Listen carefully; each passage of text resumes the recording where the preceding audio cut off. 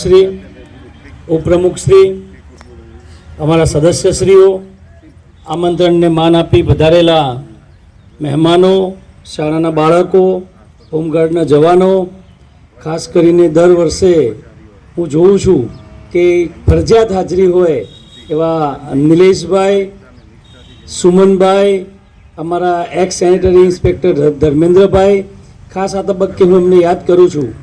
આ વર્ષે પણ સન્માન કર્યું હતું ગઈ વખતે અને આજે પણ કરીએ છીએ। જે કર્મચારીઓનું સન્માન થયું એમને સવિશેષ કામગીરી કરી છે અને બધાએ જોઈ છે। એનો મતલબ એ નથી કે બીજા કર્મચારીઓએ કામગીરી કરી નથી, બીજા કર્મચારીઓએ કામગીરી કરી છે પણ એમના કરતાં અમને થોડી વધારે કરી છે એટલે એમને સન્માને છીએ। નેક્સ્ટ હવે 26મી જાન્યુઆરી આવશે, એમાં બીજા કર્મચારીઓ છે એટલે જે કર્મચારીઓ બાકી રહી ગયા છે એમને એવું જરાય માનવાની જરૂર નથી કે એમને કામ કર્યું નથી, બધાએ કામ કર્યું છે। અને જ્યારે આ પૂરની પરિસ્થિતિ હતી એ સમયે ખાસ ભાવેશભાઈ, આવો ભાઈ આગળ આવો, ઉપર આવો, ભીખાભાઈ તમે આવો। આ બે કર્મચારીઓ એવા હતા કે જેમને સમય જોયો નથી। આપણે કીધું કે ભીખાભાઈ મશીન ચાલુ કરવાનું છે રાત્રે 12 વાગે, તો ભીખાભાઈ 10 મિનિટમાં નગરપાલિકા આવી જાય। ભાવેશભાઈ સફાઈ કામદાર છે, તમે એમને કોઈ ફોગિંગ કરવા જવાનું છે તો પોતાનું બાઇક લઈને આખા સિટીમાં ફોગિંગ કરવા નીકળી જાય। એમને કોઈ ગટરમાં તકલીફ છે કે પમ્પિંગ સ્ટેશનમાં ડિસિલ્ટિંગ કરાવવાનું છે તો પમ્પિંગ સ્ટેશને જઈને ઊભા રહીને ત્યાં જવાબદારીપૂર્વક કામ કરાવે। એટલે આવા કર્મચારીઓ મળવા એ બહુ જ ઓછી નગરપાલિકાઓને મળતા હોય કે નગરપાલિકા, મામલતદાર કચેરી, જિલ્લા કક્ષાનો માંડલમાં બાજુમાં કાર્યક્રમ, આ રીતે સમગ્ર દેશમાં આવા દેશભક્તિના કાર્યક્રમો ચાલી રહ્યા છે। સાથે સાથે તિરંગા યાત્રા પણ ચાલી રહી છે, આપણે 4 દિવસ પહેલાં જ કરી, પણ 2 દિવસ કે 3 દિવસ દેશભક્તિ કરી અને પછી ભૂલી જવાનું નથી। દેશભક્તિ એ આપણા દિમાગમાં હોવી જોઈએ, દેશભક્તિ દેખાવાનો વિષય નથી। આપણે ભેગા થઈએ છીએ, તિરંગાને માન આપીએ છીએ, એ માન હંમેશા આપણા હૃદયમાં હોવું જોઈએ અને એ માન ત્યારે જ સાચું કહેવાય જ્યારે દેશના નાગરિક તરીકે આપણે આપણી ફરજ નિભાવીએ। આ ભારત માતાએ આપણને એના ખોળામાં જન્મ આપ્યો, આપણને ઉછેર્યા, મોટા કર્યા। આ કંઈ એમનેમ થતું નથી। ઘરે 1-2 બાળકોને ઉછેરવા હોય તો પણ માતાને કેટલી તકલીફ પડે, અહીંયા છે બહેનો એમને ખબર હશે। તો ભારત માતા તો આ 125-30 કરોડ જનતા એનો ભાર સહન કરી અને આજે આપણને ઉછેરે છે। ક્યાંક ગરીબી હશે, ક્યાંક મધ્યમ વર્ગ હશે, ક્યાંક અમીરી હશે। અમીરોના પણ ઘણા પ્રશ્નો છે, ગરીબો એના કરતાં પણ બીજી બાબતોમાં ખુશ હશે। એટલે સમગ્ર રીતે જોવા જાવ તો બધું બેલેન્સ છે જ। આપણે ભારતના નાગરિક તરીકે એકબીજા સાથે ખભો મિલાવી કોઈ પણ પ્રકારના નાત જાત કે કોઈ પણ પ્રકારના કોઈ વાડાઓમાં બંધાયા વગર દેશના નાગરિક તરીકે એકબીજાને જોઈશું તો ક્યાંય આપણો દેશ પાછો પડશે નહીં। વિરમગામમાં આપણે બધા જ નિયમોનું પાલન કરીએ તો ઓટોમેટિકલી આ દેશમાં પણ જશે અને દેશને એનો ફાયદો થશે।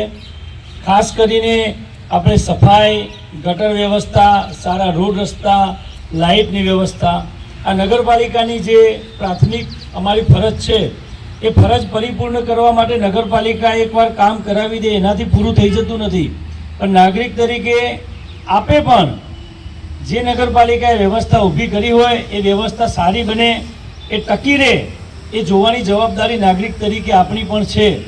ધીમે ધીમે હું જોઉં છું કે સ્વચ્છતામાં પણ સુધારો આવ્યો છે। પહેલાં લોકો રસ્તા ઉપર કચરો નાખતા હતા, એ અત્યારે ગાડીની રાહ જોવે છે, નગરપાલિકાની ગાડી જાય તો એમાં નાખે છે। એટલે સુધારો ધીમે ધીમે આવે। કોઈ પણ વસ્તુ એ અડધી રાતે ના સુધરી જાય। આપણને આઝાદી મળી કે અડધી રાતે આઝાદી નહોતી મળી, ઘણા વર્ષોથી આપણે જંગ લડતા હતા। જે આપણા પૂર્વ વડવાઓ હતા અને જે વીર સપૂતો હતા એમને વિદેશી તાકાતો સામે ઘણી મહેનત કરી હતી, બલિદાનો આપ્યા હતા અને પછી વિદેશી તાકાતો અને જે લોકોએ આપણા દેશ ઉપર રાજ કરતા હતા એ લોકોને એમ થયું કે ભાઈ હવે આ દેશની પ્રજા ચલાવી લેશે નહીં, એટલે એ લોકો જાતે જ નીકળી ગયા। કેમ કે દેશ ઉપર રાજ કરવું એમના માટે એટલું અઘરું કરી નાખ્યું હતું આપણા વીર સપૂતોએ કે એમને ફાઇનાન્શિયલી પણ લોસ જતો હતો, બીજી રીતે પણ એ લોકો થાકી ગયા હતા, એટલે છેવટે પછી એમને દેશ છોડવો પડ્યો.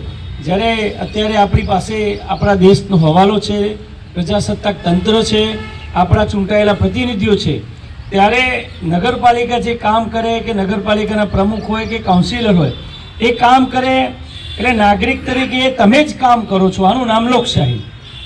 આજે નગરપાલિકાએ કોઈ વિસ્તારમાં સીસી રોડ બનાવ્યો તો એ પ્રમુખ નથી બનાવતા, એ વોર્ડના સભ્ય નથી બનાવતા, એ તમે જ બનાવો છો.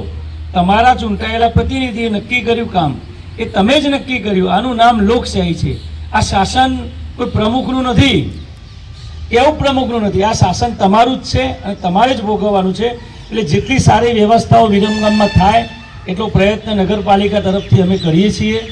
આપે પણ એમાં સહકાર આપવાનો થાય.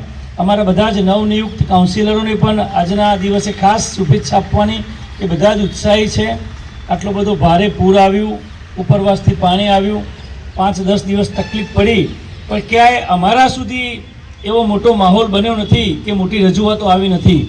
દરેકે પોતાના વિસ્તારમાં સતત કામ કર્યું છે. એ બદલ તમામ કાઉન્સિલરોને પણ અભિનંદન પાઠવીએ છીએ. અને ભવિષ્યમાં પણ જ્યારે આવી આફત આવે ત્યારે નાગરિકોના પડખે ઊભા રહેવાની નગરપાલિકાની, કાઉન્સિલરોની, આપણી બધાની ફરજ છે. એટલે ભવિષ્યમાં પણ આવું થાય ત્યારે પણ આપ ઊભા જ રહેશો એવી આશા છે.